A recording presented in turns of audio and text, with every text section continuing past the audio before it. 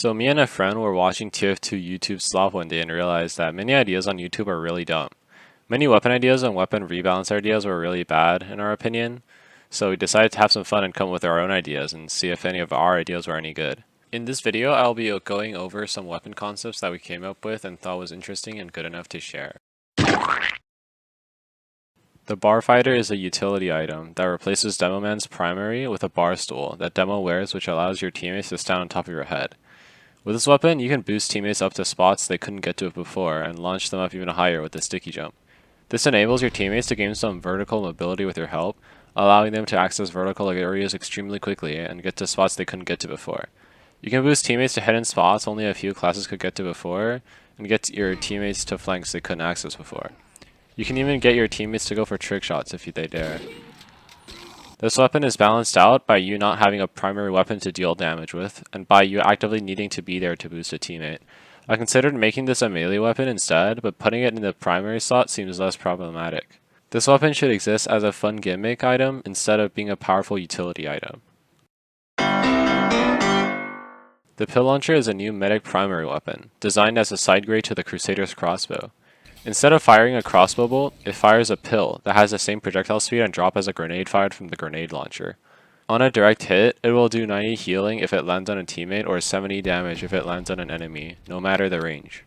It doesn't have as much range or healing capabilities as the crossbow, but it provides an advantage over the crossbow in the form of threatening self-defense. It can kill light classes in 2 hits and make it really hard to chase you through choke points when you have this weapon, allowing you to get away from sticky situations easier. The surgical precision is a medic melee that demands timing with surgical precision in exchange for damage mitigation. Attempting a parry will consume a glove, which you have 2 of in total, meaning you have to consider when you should parry instead of just doing it whenever. When you get into a heated situation, you can parry as they shoot you to mitigate the damage while surfing away with knockback. Parrying a melee hit could be very strong in melee duels, since it can keep up with the fire rate of most melee weapons and you can see the melee swing coming, which is why there's a 25% damage penalty on this weapon. The reason parries won't work on projectiles is because you can see projectiles coming, meaning it could become too easy to parry and give you an easy way out of a situation.